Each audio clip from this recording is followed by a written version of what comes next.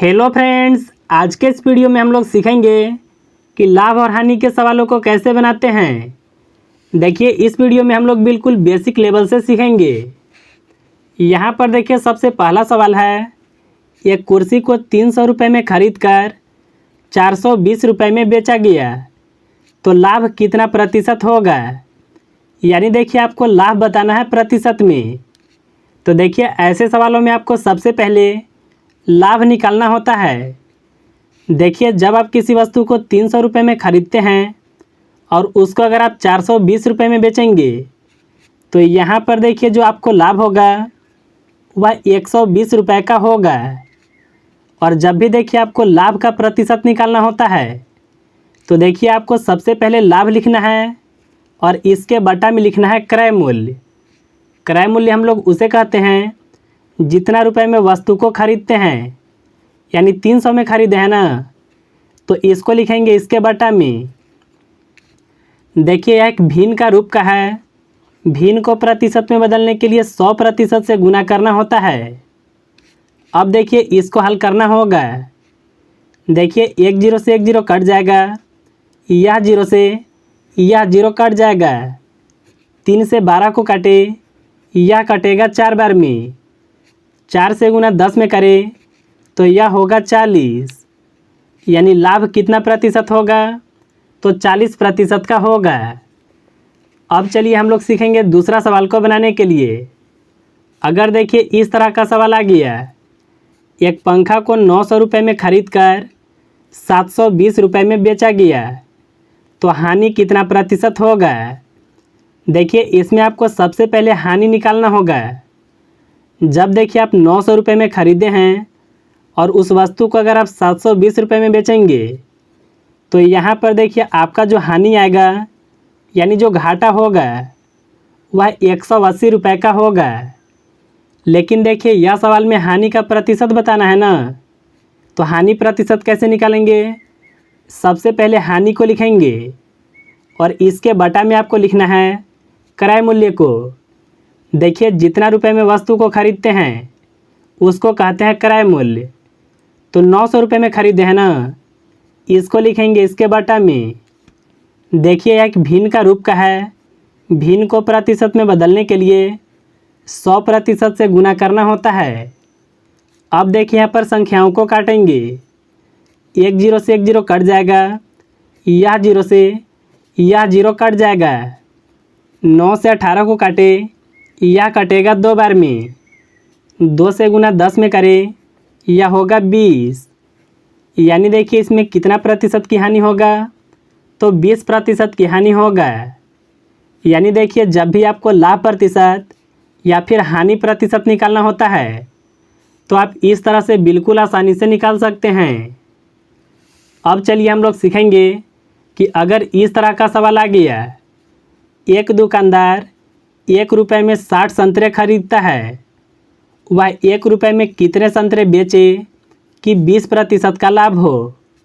इस सवाल को हम लोग कैसे बनाएंगे। आपको देखिए एक तरफ लिखना है क्रय मूल्य और देखिए दूसरे तरफ लिखना है विक्रय मूल्य।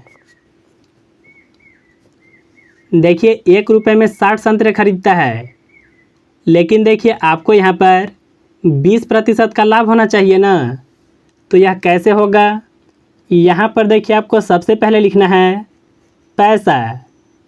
देखिए, 20% का लाभ तब होगा जब आप 100 रुपये की वस्तु को 120 रुपये में बेचेंगे।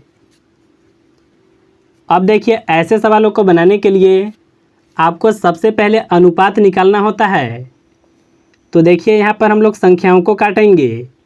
यह दोनों संख्या 20 से कटेगा, 20 से 100 कटेगा 5 बार में, 20 से 120 या 6 बार में कटेगा। यह देखिए हो गया पैसा का अनुपात। अब देखिए यहाँ पर आपको वस्तु का अनुपात निकालना होता है।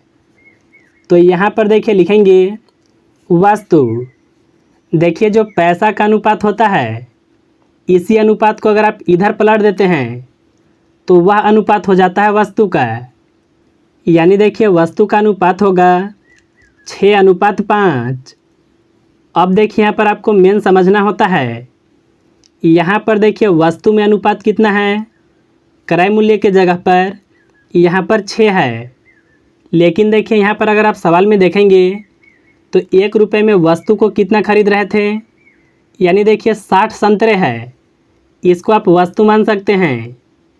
यहाँ से देखिए आपको सबसे पहले एक अनुपात के मान निकालना होता है। देखिए अनुपात में 6 वस्तु का कितना है क्रय मूल्य, वह देखिए है 60।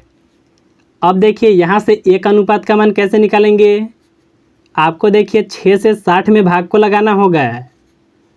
अगर देखिए आप 6 से 60 को काटते हैं, यह कटेगा 10 बार में, यानी देखिए एक अनुपात का मान कितना निकल कर के आया, यह आ गया 10। अगर देखिए आपको 20% का लाभ चाहिए तो आपको देखिए 5 अनुपात बेचना होगा, यानी आपको 5 अनुपात के मान को निकालना है। देखिए यहाँ पर एक अनुपात का मान आया है 10, तो देखिए हम लोग 10 में यह 5 से गुना करेंगे तो देखिए यह होगा 50। यानी देखिए अगर आप 1 रुपये में 50 संतरे बेच देते हैं तो आपको देखिए 20% का लाभ होगा। तो देखिए इस तरह से ऐसे सवालों को बनाते हैं। इसको देखिए आप फिर से समझ लीजिए। एक तरफ आपको क्रय मूल्य लिखना है, दूसरे तरफ विक्रय मूल्य को, और देखिए एक तरफ लिखना है पैसा। 20% का लाभ कब होगा, जब देखिए आप 100 रुपये की वस्तु को 120 रुपये में बेचेंगे। यहाँ पर देखिए आपको सबसे पहले पैसा का अनुपात निकालना होता है। जैसे ही पैसा का अनुपात निकल जाएगा, इसके बाद आपको निकालना होता है वस्तु का अनुपात। जो अनुपात पैसा का होगा, अगर इसी अनुपात को आप पलट देते हैं तो वह वस्तु का अनुपात होता है। अगर आप क्रय मूल्य में देखेंगे तो यहाँ पर वस्तु को आप कितना खरीद रहे हैं, तो अनुपात में 6 है। लेकिन अगर आप यहाँ पर संतरा में देखेंगे तो वह 60 है। तो आप देखिए 6 अनुपात का तुलना 60 से कर सकते हैं। यहाँ से देखिए आपको एक अनुपात के मान को निकालना है।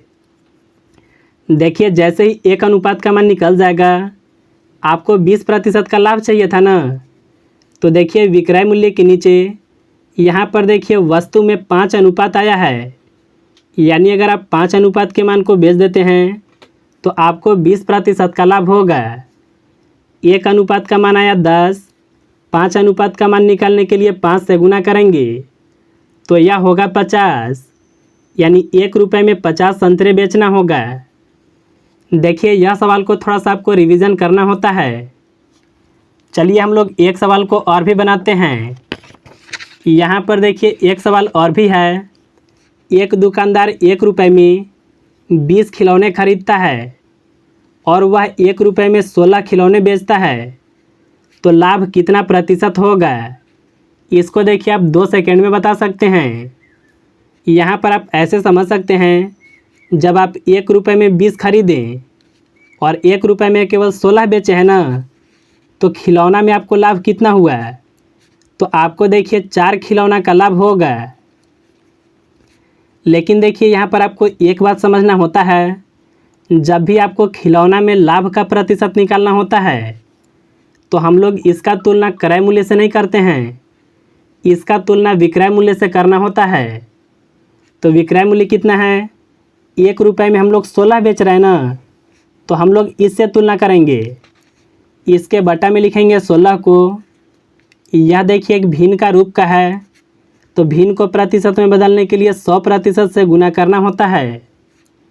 4 से 16 को काटे, यह कटेगा 4 बार में। 4 से 100 को काटे, यह कटेगा 25 बार में। यानी लाभ कितना प्रतिशत होगा, तो 25% होगा। देखिए यह सवाल को आप फिर से समझ लीजिए। जब भी देखिए आपको खिलौना में या फिर कोई वस्तु में लाभ होता है, तो यहाँ पर देखिए एक बात समझना होता है, प्रतिशत निकालने के लिए विक्रय मूल्य में जो होता है उससे तुलना करना होता है। तो मुझे उम्मीद है कि आप बिल्कुल आसानी से समझ गए होंगे।